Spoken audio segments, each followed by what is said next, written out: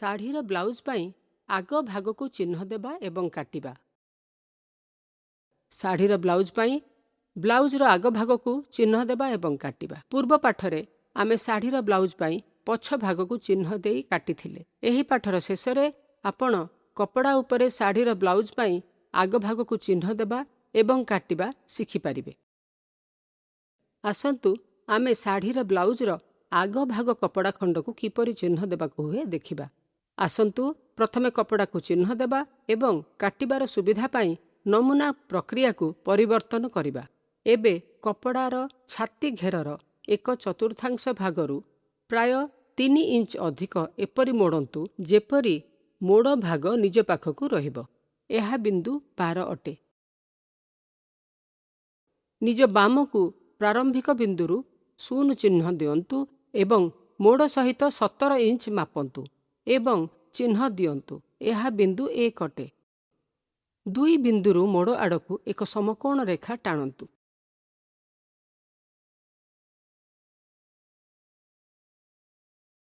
ବିନ୍ଦୁ 0ରୁ 10.5 ଇଞ୍ଚ ମାପି ଚିହ୍ନ ଦିଅନ୍ତୁ। ଏହା ବିନ୍ଦୁ 2 ଅଟେ।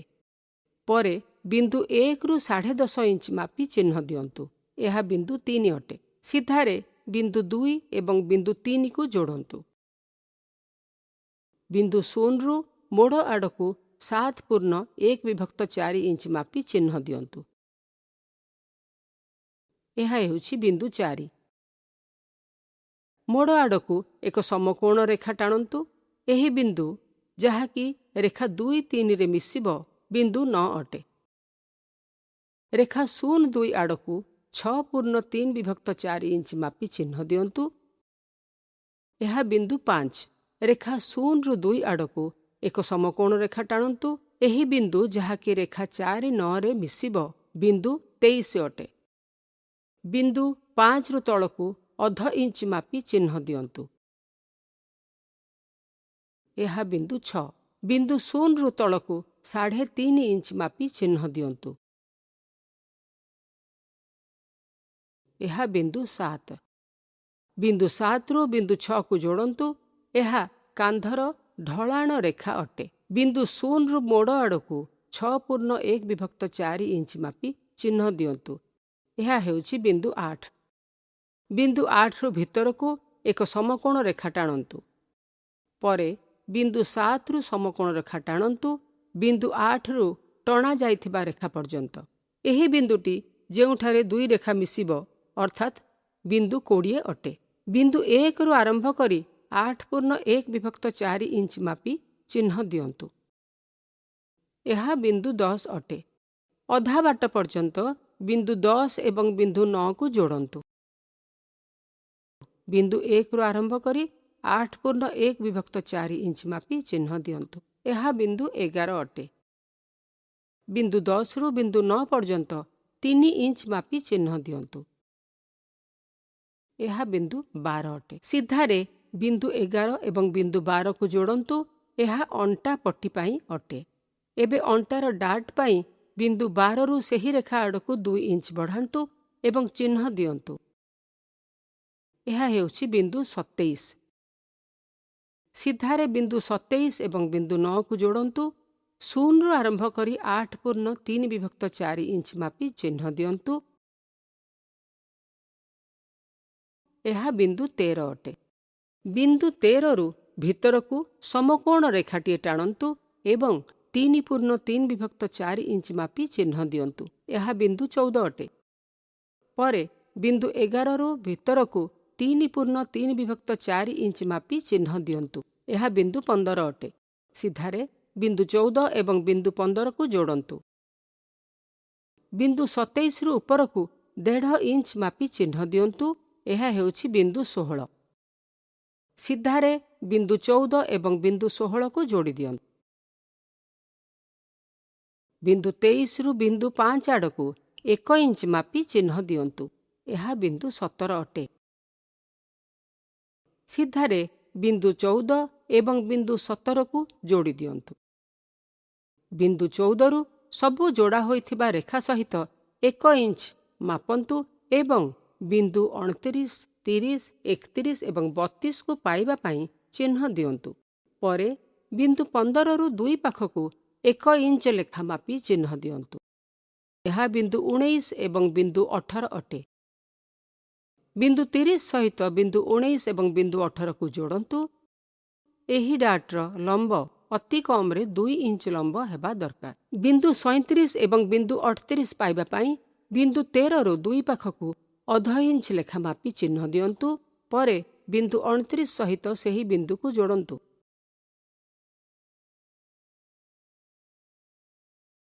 ବିନ୍ଦୁ 33 ଏବଂ ବିନ୍ଦୁ 34କୁ ପାଇବା ପାଇଁ ବିନ୍ଦୁ 17ରୁ 2 ପାଖକୁ 0.5 ଇଞ୍ଚ ଲେଖା ମାପି ଚିହ୍ନ ଦିଅନ୍ତୁ। ପରେ ବିନ୍ଦୁ 32 ସହିତ ସେହି ଚିହ୍ନକୁ ଯୋଡ଼ନ୍ତୁ। ବିନ୍ଦୁ 35 ଏବଂ ବିନ୍ଦୁ 36କୁ ପାଇବା ପାଇଁ ବିନ୍ଦୁ 16ରୁ 2 ପାଖକୁ 0.5 ଇଞ୍ଚ ମାପି ଚିହ୍ନ ଦିଅନ୍ତୁ। ପରେ ବିନ୍ଦୁ 32 ସହିତ ସେହି ଚିହ୍ନକୁ ଯୋଡ଼ନ୍ତୁ। ଏହା ପାଖ ସିମ୍ ଡାଟ ଅଟେ। ଏବେ ପାଖ ସିମ୍ ଡାଟର ତଳ ରେଖାକୁ ମାପନ୍ତୁ, ଯାହାକି 7.5 ଇଞ୍ଚ ଅଟେ ଏବଂ ଉପର ରେଖାକୁ ମାପନ୍ତୁ ଏବଂ ଚିହ୍ନ ଦିଅନ୍ତୁ। ଏହା ହେଉଛି ବିନ୍ଦୁ 28। ସିଧାରେ ବିନ୍ଦୁ 9 ଏବଂ ବିନ୍ଦୁ 28କୁ ଯୋଡ଼ନ୍ତୁ। ଏହାପରେ ଡାଟର 2 ସ୍ତର ବାହାରକୁ ହୋଇଥିବା ମୁହଁକୁ ଯୋଡ଼ନ୍ତୁ। ବିନ୍ଦୁ 11ରୁ ଯୋଡ଼ ଆଡ଼କୁ 1 ଇଞ୍ଚ ଉପରକୁ ମାପି ଚିହ୍ନ ଦିଅନ୍ତୁ। ଏହା ବିନ୍ଦୁ 26 ଅଟେ। ବକ୍ର ଆକାରରେ ବିନ୍ଦୁ 26 ଏବଂ ବିନ୍ଦୁ 19କୁ ଯୋଡ଼ନ୍ତୁ। ରେଖା 8-20ର ମଧ୍ୟବିନ୍ଦୁରେ ଚିହ୍ନ ଦିଅନ୍ତୁ। ଏହା ବିନ୍ଦୁ 22 ଅଟେ। ପରେ ରେଖା 7ରୁ 20ର ମଧ୍ୟଭାଗରେ ଚିହ୍ନ ଦିଅନ୍ତୁ। ଏହା ବିନ୍ଦୁ 21 ଅଟେ। ଏବେ ଆଗପାଖ ବେକ ଅଂଶ ପାଇଁ ବିନ୍ଦୁ 21 ଏବଂ ବିନ୍ଦୁ 22କୁ ବକ୍ର ଆକାର ଦିଅନ୍ତୁ। ପରେ ରେଖା 5ରୁ 23ର ମଧ୍ୟଭାଗ ବାହାର କରନ୍ତୁ। ଏହା ବିନ୍ଦୁ 24 ଅଟେ। ବିନ୍ଦୁ 23ରୁ ବାହାରକୁ 1 ଇଞ୍ଚ ତେରଛା ମାପ କରି ଚିହ୍ନ ଦିଅନ୍ତୁ। ପରେ ବିନ୍ଦୁ 24ରୁ ଭିତରକୁ 0.5 ଇଞ୍ଚ ମାପି ଚିହ୍ନ ଦିଅନ୍ତୁ। ଏହା ବିନ୍ଦୁ 25 ଅଟେ। ପରେ ବିନ୍ଦୁ 6, 25 ଓ 9କୁ ବକ୍ର ଆକାର ଦେଇ ହାତର କାଖ ସ୍ଥାନ ବାହାର କରନ୍ତୁ। ପରେ ହାତର ଖୋଲା ସ୍ଥାନ ଡାଟର ଡାହାଣ ପାଖକୁ ମାପନ୍ତୁ, ଯାହାକି 3.5 ଇଞ୍ଚ ଅଟେ ଏବଂ ବାମ ପାଖରେ ମଧ୍ୟ ସେହି ପ୍ରକ୍ରିୟା କରନ୍ତୁ। ଏହାପରେ ଡାଟର 2 ପାଖ ମୁହଁକୁ ଯୋଡ଼ନ୍ତୁ। ଏହିପରି ଆମେ ଶାଢ଼ୀର ବ୍ଲାଉଜର ଆଗ ଭାଗ କପଡ଼ା ଖଣ୍ଡର ନମୁନାକୁ ଶେଷ କଲେ। ଆସନ୍ତୁ ଡ୍ରାଫ୍ଟ ହୋଇଥିବା ରେଖା ସହିତ ଆମେ କପଡ଼ାକୁ କିପରି କଟା ହୁଏ ଦେଖିବା। ମୋଡ଼ର ବିନ୍ଦୁ 26ରୁ ଆରମ୍ଭ କରି ଅଣ୍ଟାପଟି ରେଖା, ସାଇଡ୍ ସିମ୍, ହାତର କାଖ,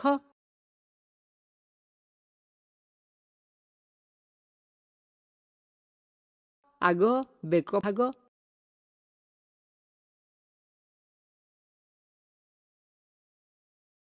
ଏବଂ କାନ୍ଧର ଢଳାଣ ସହିତ କାଟନ୍ତୁ।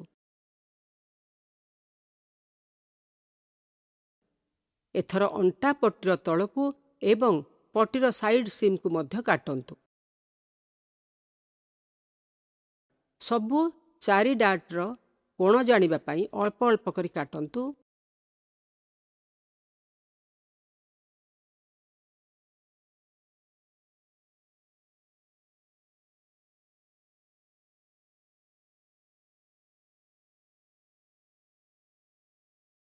ଏବେ ପ୍ରତ୍ୟେକ ଡାଟର ତଳକୁ ପିନ୍ ଘୂରାନ୍ତୁ। କଟା ଯାଇଥିବା କପଡ଼ା ଖଣ୍ଡକୁ ଓଲଟା କରନ୍ତୁ ଏବଂ ସେହି ବିନ୍ଦୁକୁ ଚିହ୍ନ ଦିଅନ୍ତୁ ଯେଉଁଠାରେ କି ପିନ୍ ଲାଗିଛି।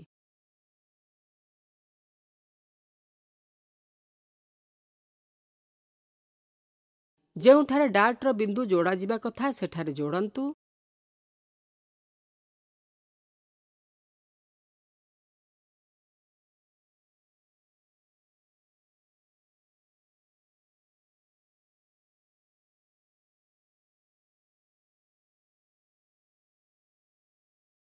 ଆଗଭାଗ କପଡ଼ା ପାଇଁ ଖୋଲା ସ୍ଥାନ ପାଇବା ପାଇଁ ଠିକ୍ ମଧ୍ୟଭାଗକୁ ମୋଡ଼ ସହିତ କାଟି ଦିଅନ୍ତୁ।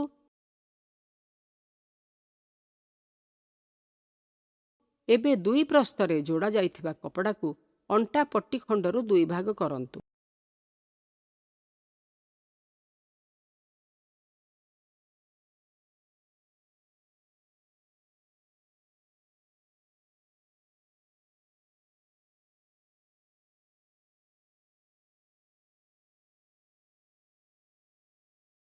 ଓ ଅଣ୍ଟା ପଟି ଖଣ୍ଡ ପାଇଁ ଆଗ ଭାଗ କପଡ଼ା ଖଣ୍ଡକୁ ମଧ୍ୟ କାଟନ୍ତୁ।